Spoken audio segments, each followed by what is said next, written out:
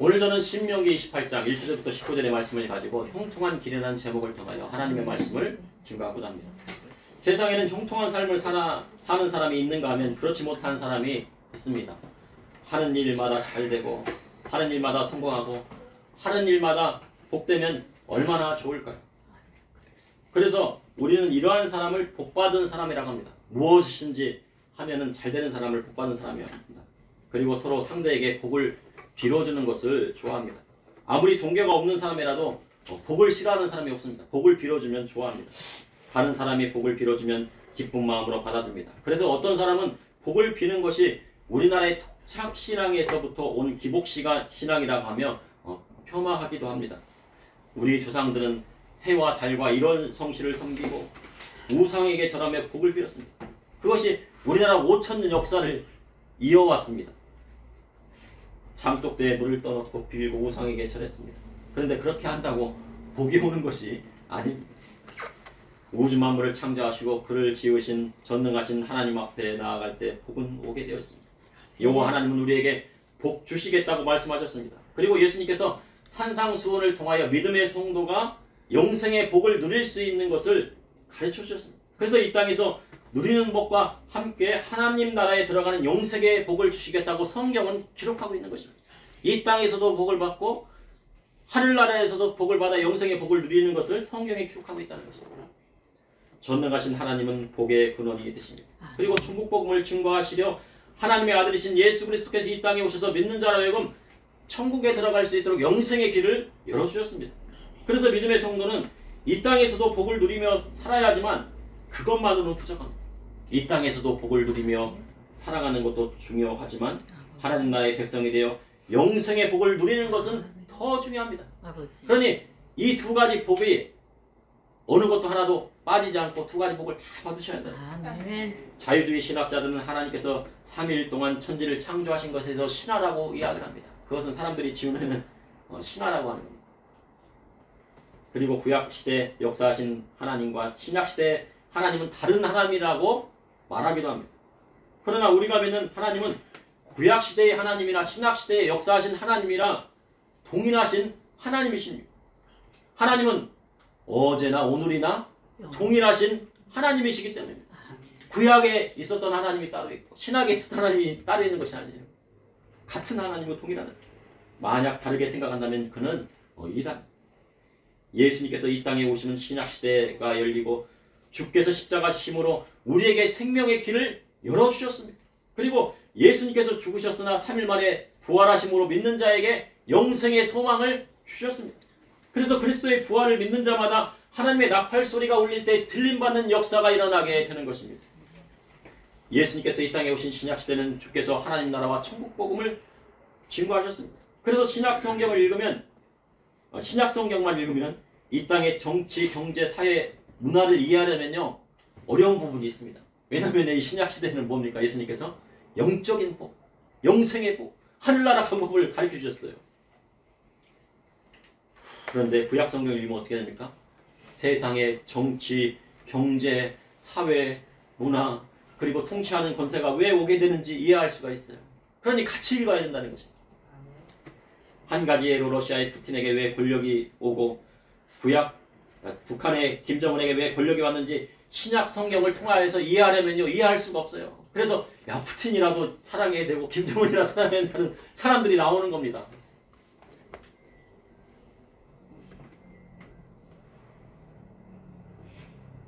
이는 구약을 잘 이해하지 못했습니다. 그런데 구약 성경을 통해서 그것을 잘 이해하고 보게 되면 왜 그들에게 권력이 왔는지 이해할 수가 있습니다. 왜 그들에게 권력이 왔습니까? 우상 숭배하고 하나님의 말씀대로 나가지 않는 자들을 뭘로 하라고요? 악의 몽둥이가 되어가지고 하라는 얘기예요. 그러니까 북한은 누구를 위해 있는 거예요? 우리나라가 잘못되고 악으로 빠지고 우상숭이 빠지면은 무슨 몽둥이가 돼요? 악의 몽둥이가 됐어요. 칠 수 있다는 거예요. 그러니까 우리가 정신 차려야 돼요. 그래서 믿음의 성도는 구약과 신약 모든 성경에 대한 지식이 있어야 세상을 이해하고 정복하고 생육하고 번성할 수 있는 것입니다. 근데 생육하고 번성하는 것뿐만 아니라 신약 성경을 또 읽어야지 영생의 복을 누리게 된다는 것입니다. 오늘 본문 신명기 18장을 보니 여호와 하나님께서 주시는 복을 누리며 살 수 있는 방법이 기록되어 있습니다. 하나님의 말씀을 청종하면 복을 받고 그렇지 않으면 저주가 내린다고 성경은 분명 기록하고 있습니다. 그런데 성경에는 축복과 저주가 있다는 것입니다. 이를 통해 이 시대를 살아가는 저와 우리 성중에 하시는 하나님의 말씀은 무엇인지 여러분과 함께 은혜를 나누고자 합니다. 첫째, 형통한 삶은 하나님께서 열어주셔야 됩니다. 사람이 형통한 길을 열려고 한다고 해서 그게 형통한 길이 아니에요. 만약 열렸다고 해도 하나님께서 주시는 형통한 길이 아니라고 하면 금방 망하는 길로 가는 것입니다. 신명기의 말씀은 출애굽한 이스라엘 자손이 적박 꿀이 흐르는 가나안 땅에 들어가기 전에 여호와께서 주신 계명의 말씀을 거듭하여 다시 반복하여 하신 말씀입니다. 애굽 땅에서 나온 이스라엘 자손은 여호수아와 갈렙을 제외한 1세대가 모두 죽고 광야에서 새로운 세대가 시작되어서 가나안 땅에 들어가게 된 것입니다. 그래서 그 세대에게 경계의 말씀을 다시 주지시켜주는 말씀입니다. 그래서 신명기는 모세 오경 중 창세기, 출애굽기, 레위기, 민수기, 신명기 중 마지막 끝에 붙어 있습니다. 그럼 여호와께서 이스라엘 자손이 가나안 땅에 들어가기 전에 어떤 말씀을 하셨을까요? 그것은 축복과 저주에 대한 말씀을 하셨다는 것입니다. 그런데 우리는 보통 무슨 말씀만 전합니까? 축복의 말씀만 좋아해서 축복의 말씀만 듣는데 그게 아니고요. 축복과 저주의 말씀을 동시에 선포하신 거예요. 그래야지 짝이 맞는 겁니다. 신명기 27장을 보면 하나님의 명을 따라 모세가 이스라엘 자손이 요단강을 건넌 후에 6지파씩 12지파는 6지파씩 나누어서 한 지파는 에발산에 가게 되고 한 지파는 그리심산에서 서게하라고 하셨습니다. 에발산은 사마리아에 있는 해발 940m의 산으로 저주의 산이라고 불립니다. 그리고 맞은편에 있는 그리심산은 축복의 산입니다. 그리고 그 사이에 누가 있습니까? 네 사람이 큰 소리로 하나님의 말씀을 선포할 때 모든 지파는 아멘하라고 하신 거예요. 그러니까 축복의 말씀도 선포되고 저주의 말씀도 선포된다는 것입니다. 그 내용이 무엇이었을까요? 우상을 조각하거나 만든 자는 저주를 받으리라 하신 것입니다. 우상을 만들고 그것에 절하는 사람 뭐를 받는다고요? 저주를 받으리라. 이는 십계명의 제2에 나온 말씀입니다. 그러니 우상을 만들고 절하는 사람은 저주를 받는 것입니다. 그래서 우상 숭배하면 저주받습니다. 그리고 그의 부모를 경홀히 여긴 자는 뭐를 받는다고요? 저주를 받으리라고 하셨습니다. 그럼 경홀히 여긴다는 뜻은 무엇일까요? 영어 성경에는 contempt라고 나와 있습니다. 그래서 경멸, 멸시라는 거예요. 그러니 부모님을요 얕잡아보고 깔보고 가볍게 여기는 사람은 뭐를 받는다는 겁니까? 저주를 받는다는 뜻입니다. 부모님을 경멸히 여기는 사람은 이 땅에서 저주를 받게 되어 있다는 뜻입니다. 모든 일이 안 되는 저주가 온다는 거예요. 저주가 있다는 것입니다. 그리고 이웃의 경계표를 넘기고 맹인의 길을 잃게 하고 객이나 고아나 과부의 송사를 억울하게 하면 저주를 받으리라고 하셨습니다. 또한 짐승과 교합하고 근친 상간하는 자도 저주를 받으리라고 했어요. 그 말씀이 신명기 27장에 나와 있습니다. 데살로니가전서 5장 22절에 악은 어떤 모양이라고 보리라 하셨습니다. 악한 것을 따를 때 성경이 말하는 저주가 오게 되는 것입니다. 그리고 무죄한 자를 죽이려고 뇌물을 받는 자도 저주를 받으리라 하셨습니다. 신명기 27장 26절에 이 율법의 말씀을 지나가지 않은 자는 저주를 받을 것이라 할 것이요 모든 백성은 아멘할지니라. 그리심산과 에발산에서 축복과 저주의 말씀을 주시고 그거에 대해서 아멘하라고 하셨어요. 축복의 말씀만 주신 것이 아닙니다. 저주의 말씀도 주셨다는 거예요. 신명기 28장 1절에 내가 내 하나님 여호와의 말씀을 삼가듣고 내가 오늘 내게 명령하는 그 모든 명령을 지켜 행하면 내 하나님 여호와께서 너를 세계의 모든 민족 위에 뛰어나게 하실 것이다. 에발산에서 저주의 말씀이 선포되지만 그리심산에서는 축복의 말씀이 선포되었습니다. 이스라엘 자손이 하나님 여호와의 말씀을 삼가듣고 그 명령을 지켜 행하면 여호와께서 이스라엘 자손은 세계 모든 민족 위에 뛰어나게 하시리라고 하셨어요. 하나님의 말씀을 믿고 따르는 민족이 세계를 이끌어가는 민족이 되는 것입니다. 그것은요 역사적으로 증명이 되었습니다. 세계에서 기독교가 흥왕했던 곳에는요 세계 패권이 그것으로 왔어요. 복음이 어디에서 왔습니까? 유대 땅에서 왔어요. 유대 땅에서 와서 그리스인 헬라 지역을 지나서 어디로 갔습니까? 로마로 갔죠. 로마가 전 세계를 막 했잖아요, 그죠? 그러다가 그 복음이 어디로 갔습니까? 다시 독일로 갔어요. 1517년에 10월 31일 날 뭐 했습니까? 마르틴 루터가요 종교개혁을 하면서요 개신교가 나오기 시작한 거예요. 그러면서 그 복음이 어디 갔어요? 네덜란드와 스위스로 갔어요. 그래서 스위스에 누가 있어요? 제네바에서 칼뱅이라고 알잖아요. 신학자가 나오면서 위대한 신학자가 나오잖아요. 그러면서 그 복음이 또 어디로 갔어요? 다시 영국으로 갔어요. 영국으로 갔더니 뭐가 됩니까? 해가 지지는 않는 나라가 됐다는 거예요. 그래서 일본이 옛날에 우리도 세계를 호령해야 되는데 어디를 배울까 했는데 세계 곳곳을 가다 보니까 어디를 배워야겠다는 생각이 들었어요? 영국을 배우자. 그래서 모든 것을 다 영국 사람처럼 했다는 거예요. 옷도 입는 거, 머리도 자켓 같고. 그런데 하나님을 안 믿었죠, 일본이. 그 중요한 걸 안 믿었어요. 그래서 그 영국에 있었던 그 복음이 다시 어디로 갑니까? 미국? 청교도들이요 메이플라워를 타고 미국으로 갔어요. 그랬더니 어떻게 해요? 2차 세계대전이 끝난 다음에요 뭐가 됐어요? 세계 패권을 쥐게 되고요. 소련과 러시아가 소련이 러시아와 미국이 대치를 하고 있다가 소련이 어떻게 했습니까? 1990년대 초반에 고르바초프와 이제 엘친 그 시점에 망해버렸어요. 하나님을 믿고 그리스도의 복음의 말씀대로 살기를 원하는 성도가 있는 곳에는 부흥이 오게 되어 있습니다. 그런데 현재 미국계가 어떻게 했다는 거예요? 병이 들었습니다. 그러니 미국의 세계 패권의 도전장을 내는 나라가 있는데 그것이 바로 중국이에요. 그래서 중국이 위안화를 기축통화를 만들겠다고 하는데 그런데 중국이 미국의 촉수가 될 수 없습니다. 왜냐하면 중국은 교회와 기독교인을 핍박하고 성경을 왜곡하기 때문이에요. 우리나라 5,000년 역사 중에 이렇게 잘 살았던 적이 없던 나라입니다. 그리고 이제 세계 군사 6위에 올라설 정도로 강대국이 된 적도 없었어요. 그런데 이것은요 시작에 불과해요. 하나님께서 우리나라를 더 크게 쓰시길 원합니다. 그런데 한국교회가 하나님의 말씀대로 나아가느냐 나아가지 않느냐에 따라서 축복과 저주가 갈려있다는 것입니다.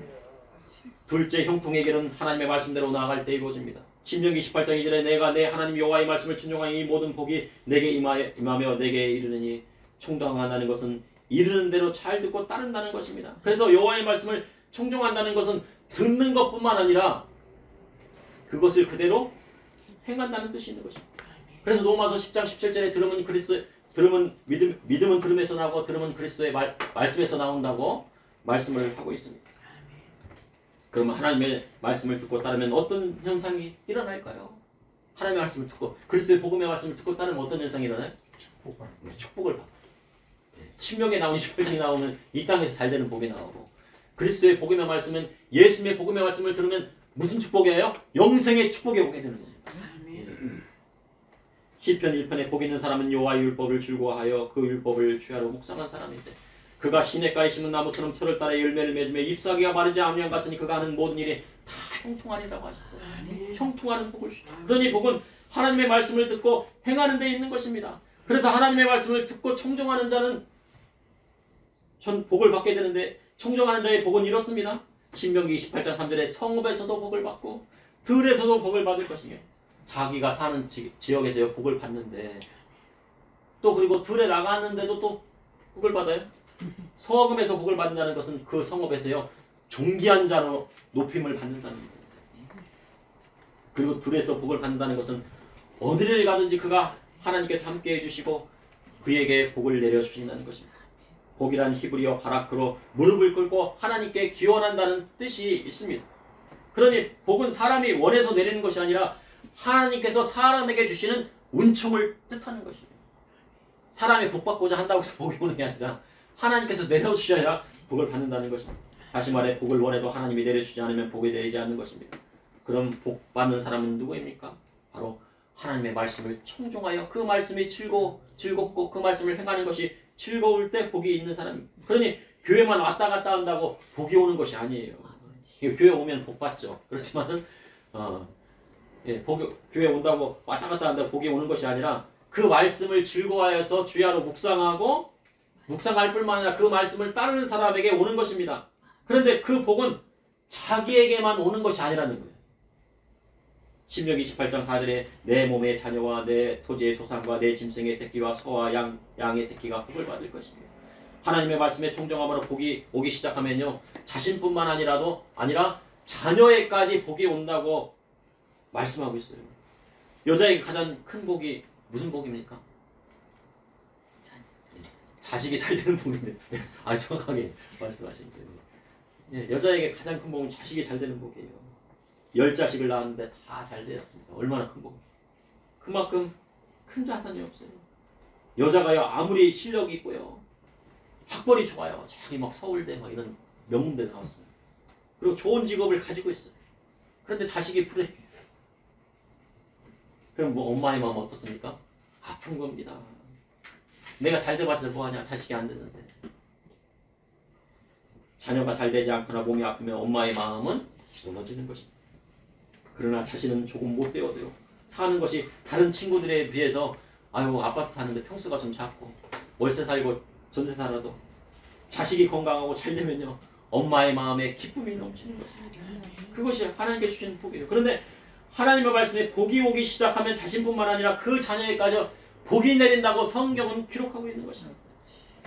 토지 소산에도 복이 오고 짐승의 새끼와 소와 양의 새끼도 복을 받는데, 그래서 짐승의 새끼들도 낙태하는 것이 없이 다 건강해요. 이것이 얼마나 큰 복입니까? 그래서 자식 있는 부모는 세상을 함부로 못 산다는 이야기가 있는 것입니다. 왜냐면요, 결혼하기 전까지는 세상을 막 살았다고 해도 결혼하고 자식이 생기면요, 자식에게 문제가 생길까 봐서요, 야, 내가 이 나쁜 일을 했다가 내 자식이 잘못되면 어떡할까? 그 모든 것을 행동을 삼가하는 것이 부모의 마음입니다. 그래서 부모의 마음은 하나님 마음을 닮았어요. 그래서 예수님 믿으면 어떡합니까? 야, 내가 하나님 말씀 안 따르다가 내 자식들이 잘못되면 어떡할까? 내가 바르게 해야지. 막 그렇게 마음이 생기는 거예요. 자식이 말 안 듣고 공부를 안 하고 딴짓만 하고 원수 같아도 내가 낳은 자식이니까요, 뭐를 합니까? 원수 같은 밥을 안 줘야 되는데 원수 같아도 밥을 주겠다는 거예요. 원수 같아도 어떻게 해요? 아이고, 추우니까 따뜻한 옷 사회에 입혀시. 아이고, 말 안 들어도 어떻게 해요? 그래도 혼내서라도 공부시켜야지. 이는 부모에게 하나님의 형상이 없다면 절대 할 수 없는 일입니다. 자식이 부모에게 공경 안 하고 효도 안 해도 내가 낳은 자식이니 하나님 앞에 무릎을 꿇고 자식에게 복을 내리기를 기도하는 것이 누구의 마음이에요? 부모 마음입니다. 그런데 내가 내 하나님 여호와의 말씀에 충정하면 너뿐만 아니라 자식이 복을 받고 집안의 모든 소유가 복을 받는다고 성경은 기록하고 있습니다. 아멘이십니까? 아멘. 셋째, 형통한 길은 예수 그리스도로 인하여 저주가 끊어질 때 영생의 길이 열립니다. 여호와의 말씀을 충정하면 그 자식뿐만 아니라 집안의 소유도 다 복을 받고 광주리와 떡반죽 그릇도 복 받습니다. 그러니 광주리가 복 받는다는 건, 요즘은 광주리가 있잖아요. 집안마다 냉장고가 있잖아요. 냉장고가 복을 받는데, 옛날에는 광주리에다가 뭐 음식 같은 것도 해놨지만 빵도 쪄놓으면 거기다 올려놓고 그랬지만 이제는 냉장고에 다 넣었잖아요. 냉장고에 3개월치가 다 들어있어요. 어떤 집은 또 1년치가 다 들어있어요. 우리나라 사람은 김치 담궈놓으면 어디다 담습니까? 김치 냉장고에 담아놓고 1년 동안 먹잖아요. 떡반죽 그릇이 넘쳐난답니다. 떡반죽 그릇은 어디에 있습니까? 압력밥솥이잖아요. 압력밥솥에다가 밥을 해놓으면 하루치는 다 먹잖아요. 압력밥솥에 반죽을 막 안 해도 그냥 이제 이스라엘 사람들은 떡을 먹지만 우리나라 사람들은 이제 빵을 먹지만 우리나라 사람은 밥을 먹으니까요. 압력밥솥이 복을 받는데요. 그래서 우리가 잘 알고 있는 말씀, 내가 들어가도 복을 받고 나가서도 복을 받고 집에 들어가도 복을 받고 나가도 복 받고 회사에 들어가도 복을 받고 직장에서 잘려갖고 나와도 더 큰 복을 받아요. 야, 그것이 하나님께 주신 축복. 예수 잘 믿으면. 그래서 믿음의 성도에게는 뭐가 없습니까? 걱정이 없습니다. 그리고 대적이 와도 걱정이 없어요. 여호와께서 적군을 패하게 하시고 적군이 한 길로 왔다가 무슨 길로 가요? 10길로 올라가는 역사가 일어난다는 것입니다. 현재 북한의 김정은은 다른 나라로 살자고 해요. 국경을 폐쇄하고요. 우리나라 연결됐던 철도 이렇게 그런 거 이제 했던 거, 그다음 도로 같은 거 다요 해쳐놓고 거기를 지뢰를 매설하고요 다 폐합했다는 거예요. 그리고 휴전선 일대를 요새화 했다는 거예요. 전쟁을 안 하겠다고 합니다. 근데 또 문제가 있어요. 전쟁을 안 하고 다른 나라 살면 안 돼. 중국이 호시탐탐 노리니까 문제죠. 그런데 현재요, 휴전선에 대북 방송을 하는데요, 꽝꽝꽝꽝 막 울리는데 뭐 우리나라 뭐 그런 걸 틀어주는 게 아니래요. 그냥 우리나라 노래를 틀어주는 거예요. 뭐 BTS라든가 우리 뭐 걸그룹이라든가 그다음에 뉴스 우리나라에 그냥 우리가 듣는 뉴스 있잖아요. 그런 거 하나 틀어주면요. 그걸 듣고 있는데 젊은 북한 군사들 병사들이 뭐래요? 그 음악에 맞춰서 춤을 추고 있다는 겁니다. 그래가지고 병사들이 그 얼마나 그게 댄스가 이렇게 좋은지요. 거기서 춤을 추고 있대요. 딱 보니까. 그러니 통일이 얼마 안 남았어요. 김정은이가 야 통일 안 돼도 좋은데 자기 정권 무너지면 안 되잖아요. 그러니까 지금 저렇게 발악을 하는 겁니다. 예. 우리는 이제 북한뿐만 아니라 중국과 러시아를 견제할 수 있는 국방력이 있어야 됩니다. 예. 북한과 우리의 마음이 맞는다고 통일되는 게 아니고요. 중국과 러시아가 예. 누가 휴전했어요? 중국하고 미국에서 휴전을 했잖아요.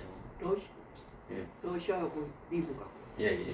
그러니까 휴전이 돼가지고요. 중국도 막 100만 명이나 여기서 죽었잖아요. 와가지고. 그러니까 이게 통일이 되려면 여러 가지가 있어야 돼요. 현재 일본에요. 새 총리가 신임이 되었답니다. 총리가 이제 기시다 총리가 이제 그만두고 이시바 총리가 되었는데요. 이 이시바 총리가 오르면서요. 보통 이제 총리가 오르게 되면 신사에 가서 신사참배를 해야 돼요. 고개를 꼭 숙이고 이제 그 전범들이 있는 거기에요. 그런데요. 거부를 했다고. 이분은 한 번도 예. 그 신사참배를 안 해. 예, 신사참배를 못 하겠대요. 왜냐면요. 이시바 총리는요. 외조부에서부터 4대까지 기독교 집안이거든요. 할렐루야. 예. 아멘. 그래서 그는 기독교적인 가치를 갖고 있어서 나는 종교적인 신앙 때문에 신사참배를 하지 않겠다. 그런데 일본은 우리나라처럼 기독교인이 많지 않아요. 왜냐면요. 기독교인을 그렇게 죽였거든요. 천주가 있을 때 막 그냥 우리나라 병임, 뭐 박해임 뭐 이런 거는 말도 아니에요. 그냥 잡아서 죽였습니다. 기독교인이라고. 그래서 너무 핍박이 심해서 단 5%에 불과하다고 그래요. 근데 그 5%가 일본을 변화시킬 수 있다는 거예요. 그래서 현재 우리나라는요. 올해 수출에서 일본을 넘어설 것으로 보고 있습니다. 수출이 우리나라가 더 많아요. 일본보다 더 많아요. 그리고 1인당 국민소득에서도 앞설 것으로 보고 있고요. 또 일본에 올 한 해 우리나라 사람이 간 사람이 2천만 명을 넘었어요. 2,500만 명이 될 것이라고 그래요. 그런데 하나님께서 누구를 높이세요? 우리나라를 높이시는 거예요. 그러니까 일본이 가난해지니까 우리나라도 여행 갈 수 있어요. 2명 중에 1명은 일본 갔다 왔다. 네. 사람이 높인다고 높여지는 것이 아닙니다. 하나님이 복 주시고 높이셔야 높아진다는 것입니다. 그런데 믿음의 성도는 높아질수록 어떻게 돼요? 더 겸손해져요. 하나님께서 복을 주시면 땅의 모든 소산이 복을 받습니다. 그리고 민족을 하나님 백성 삼으시고 예수 그리스도에 하여 하나님의 자녀가 많아지게 됩니다. 또한 때를 따라 비를 내리시고 복을 주십니다. 이번에 우리나라에요. 여름 폭염이 심했지만 태풍이 한 번도 안 왔어요. 태풍 왔다는 소리를 못 들었는데요. 그런데 지난번에 이제 10월, 9월 말쯤에 이제 그 가을 추수를 앞두고 18호 태풍이 우리나라에 타격을 줄 것이라고 예측을 했어요. 그래서 미국의 기상청도 우리나라 그 남해안 쪽으로 오게 되고 큰 태풍이요. 그리고 영국의 기상청도 우리나라 남해안을 또 치고 올라가고 그 다음에 독일의 기상청도 우리나라를 치고 오른다고 다 그랬거든요. 근데 이 태풍이 어떻게 되는지 아십니까? 중국과 일본은요 태풍으로 난리가 났는데요. 그 18호 태풍이 오다가 대만에 있는 높은 산 꼭대기가 있어요. 거기에 걸려가지고 힘을 잃었다는 겁니다. 힘을 잃었어요. 아버지 감사합니다. 그러니까 하나님께서 태풍도 대만의 그 꼭대기 산에 걸려가지고요 힘을 잃게 하시는데 그러니까 하나님께서 축복해 주신 우리 민족이에요. 뿐만 아니라 내 민족은 꾸어줄지라도 꾸지 아니하라 하셨습니다. 그리고 여호와의 말씀을 청종하는 사람은 머리가 되고 꼬리가 되지 않는다고 말씀하고 주셨습니다. 아멘. 신명기 18장 14절에 내가 오늘 너에게 명령하는 그 말씀을 따라 자로나 우로나 치우치지 아니고 다른 신을 따라 섬기지 아니하면 이와 같으리라. 우리나라는요 어떤 면을 보면 너무 자로나 우로나 치우친 적이 있어요. 우리 민족은요 재능도 뛰어나고 예술성도 뛰어나고 부지런하고 능력도 많습니다. 그런데 한쪽으로 치우치는 것이 또 어떻게 보면 문제예요. 한쪽으로 치우쳐 서로 싸우고. 믿음의 성도는요 하나님의 말씀을 중심으로 자로나 우로나 치우치지 말고 하나님 그 말씀이 무엇인지를 알고 그 말씀대로 다 가야 돼요. 아멘. 그런데 하나님의 말씀을 청종하면 축복을 받지만 그렇지 않고 하나님의 말씀에 순종하지 않으면 저주가 내린다고 말씀하고 있어요. 저주는요, 축복에 대한 현상의 반대로 생각하시면 됩니다. 예. 저주는 축복의 반대다. 저주가 시작되면 성옷에도 저주를 받고 들에서도 저주를 받고 내 몸의 소생도 토지와 소산과 소와 양새끼가 저주를 받는다고 성경은 기록하고 있어요. 들어와도 저주를 받고 나가도 저주를 받아요. 야, 이런 저주가 어디에 있어요? 그러니 하는 사업마다 망하고 직장에서 쫓겨나고 새로운 직장을 구해도 직장을 못 구하고 가정도 깨어지고 믿음의 식구도 집안 식구도 믿음의 식구는 아니죠. 집안 식구도요 대적이 와서 어떻게 해요? 데려가가지고 뿔뿔이 흩어버린대요. 그리고 육체적인 질병뿐만 아니라 정신적인 질병까지 온다고 성경은 기록하고 있어요. 왜 세상에서 사업이 망하고 직장에 쫓겨나고 예. 가정이 깨어지고 흩어지고 대적들이 와서 그 자녀들 데려다가 이 나라 저 나라로 막 흩틀고 막 그럽니까? 그것은 하나님의 말씀에 있다고 성경은 기록하고 있어요. 축복의 말씀만 전하면 좋겠지만 하나님 말씀엔 신명기 28장에 저주의 말씀도 있다는 거예요. 신명기 28장 20절에 21절에 내가 악을 행하여 그것을 잊음으로 내 손으로 하는 모든 일에 여호와께서 저주와 혼란과 책망을 내리사 망하며 속기 파멸하게 하실 것이며 여호와께서 내 몸에 연병이 들게 하사 내가 차지할 땅에서 마침내 너를 멸하실 것이며 신명기 28장 20절 이하의 말씀에는 어떻게 저주가 내리는지 어떠한 저주가 내리는지 기록되어 있습니다. 저주가 내리면요 나라뿐만 아니라 민족도 망하고 집안도 망하고 사람도 망하는 것입니다. 그러니 저주는 무서운 것입니다. 그리고 그 중에서 가장 무서운 저주는 무슨 저주입니까? 지옥불에 떨어지는 저주. 그러면 성경이 말하는 저주를 끊으려면 어떻게 돼요? 오직 예수 그리스도로 하여 그 저주가 끊어지는 것입니다. 예수님께서 십자가에 달리심으로 우리에게 내려진 모든 저주가 다 끊기고 죄와 사망의 법에서 해방이 되었습니다. 그래서 믿음의 성도가 하나님의 자녀가 되었습니다. 또한 거듭난 새 사람이 되었습니다. 그러니 이제는 우리가 그리스도의 법 아래에 살아가는 것입니다. 그리스도의 법이란 바로 그리스도의 복음의 말씀대로 살아가는 것이에요. 우리가 예수님처럼 살아갈 수는 없잖아요. 예수님처럼 십자가에 정말 달려갖고 할 수는 없잖아요. 그럼 예수님처럼 살아간다는 건 뭐예요? 예수님께서 하신 말씀대로 살아간다는 거예요. 그래서요 예수님을 만나면 어떻게 됩니까? 깨어졌던 가정도 회복되고 망한 사업도 다시 일어나고 집 나갔던 며느리도 다시 돌아오고 부모님 떠났던 자식도 돌아오고 아버지 품으로 돌아오고 그런 역사가 일어난다는 거예요. 그래서요 우리 믿는 자들은 그리스도의 복음의 말씀대로 살아가야 한다는 것입니다. 우리 주님께서 뭐라고 말씀하셨습니까? 세상처럼 사람처럼 넓은 길로 가지 말고 좁은 길을 가라. 좁은 길을 갈 때 예수님께서 뭐예요? 내가 좁은 길로 가기를 원하고 예수님 앞에 무릎을 꿇고 회개하면요 질병도 떠나가고요. 예. 영적인 저주들도 떠나가고요. 하나님의 축복이 나오게 된다는 거예요. 우리가 좁은 길을 걸어감으로 이 나라와 민족과 집안이 회복되는 역사가 일어나는 것입니다. 그러므로 예수 그리스도로 하여 저주가 끊어지고 영생의 길이 열리게 된다는 것입니다. 천국의 소망이 생기게 된다는 것입니다. 그리고 이 축복이 얼마나 큰 축복이에요. 그 축복을 다 누리시길 바랍니다. 아멘. 현재요 한국교회가요 큰 산을 넘어야 할 일이 생겼어요. 그래가지고요 큰 교회 목사님들이 이제 더 이상은 참을 수가 없다고요 막 모이자고 막 그러는 거예요. 왜냐하면요 제대로 설교를 못하게 하는 법이 통과되면요 징벌적인 손해배상을 청구할 수 있는 게 된다는 거예요. 올바로 설교하고 제대로 설교하면은 징벌적인. 목사님들이 뭐 돈이 있습니까? 뭐가 있습니까? 부자들은 다 세상 사람이 부자지. 목사님들이 뭐가 있어? 근데 목사님들한테 뭐를요? 벌금을 막 때리겠다. 징벌적 손해배상. 이제까지는 아무것도 안 하다가요 설교를 제대로 못하게 하는 법이 통과된다고 하네요. 목사님들 갈등이 붙어졌어. 이제까지 뭐 했어요? 코로나 때문에 정치인들 하는 말을 잘 듣더니 이제는 안 되겠다고 하는 거예요. 왜냐면요 안 되겠다고 그 법을 통과시킨 국회의원들을 다 뽑아놓고요 이제 와서 큰일 났다는 거예요. 그 법 누가 통과시켜요? 국회의원들이 벌써 대법원에서는 뭐 예, 그렇게 뭐 하겠다고 이제 벌써 했으니까. 그런데 어찌 되었더냐 믿음의 성도는요 신명 28장의 말씀을요 집에서 묵상하시면서 어떻게 하면 이 나라와 민족을 살리고 성도님의 각자의 집안을 일으켜 세울 수 있을지 묵상해 보시는 것이 더 좋은 거죠. 뭐 그런 법이 통과됐다고 하면 좀 숨어서 설교하면 되잖아요.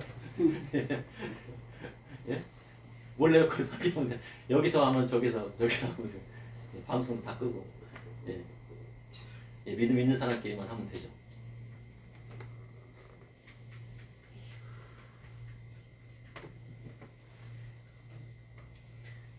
그러므로 형통한 삶은요 하나님께서 열어주십니다. 그리고 형통한 길은 하나님의 말씀대로 나아갈 때 이루어집니다. 그리고 형통한 길은 예수 그리스도로 하여 저주가 끊어질 때 영생의 길이 열리게 되는 것입니다. 잠시 기도하시겠습니다. 사랑해 주님 오늘도 감사합니다. 주님의 사랑 가운데 이렇게 아버지 하나님 형통의 길을 열어주시니 감사합니다. 아버지여 우리 앞에 저와 우리 성도님 앞에 형통의 길이 열려있음을 보게 됩니다. 아버지 하나님 들어가도 복을 받고 나가도 복을 받는 아버지 역사가 우리 성도님의 가정에 아버지 열리게 하여 주시고 아멘. 세상 풍조가 나날이 흉악하여 간다 할지라도 그 풍조 따라가지 아니하고 오직 하나님 말씀대로 나아가게 하여 주시고 아멘. 그리스도의 복음의 말씀대로 나아감으로 말미암아 예수님 믿음으로 말미암아 영생의 길을 아버지 활짝 열어놓고 아멘. 하나님 나라의 아버지 그 소망을 보고 아버지여 한 걸음 한 걸음 나아갈 수 있도록 인도하여 주시옵소서. 아멘. 자녀들에게도 복을 주시고 아멘. 토지 소산에도 복을 주시고 아멘. 떡그릇에도 복을 주시고 아멘. 광주리에도 복을 주시고 압력밥솥에도 복을 주시고 아버지. 냉장고에도 복을 주시고 아버지. 그 집에도 복을 주시고 아멘. 그 집안에 있는 짐승들도 복을 주시고 복을 주시옵소서. 그리고 이 땅에서도 복을 받고 영생의 복도 허락하여 주시니 감사합니다. 그러니 아버지 하나님 이제 우리가 좁은 길을 가기를 원하며 세상 사람들이 가지 않는 길을 원하며 예수님께서 지신 그 십자가 따라 자기 십자가 지고 주님 따르기를 원합니다. 주님 인도하여 주시옵소서. 함께하여 주시옵소서. 예수님 이름으로 배웁니다. 아멘.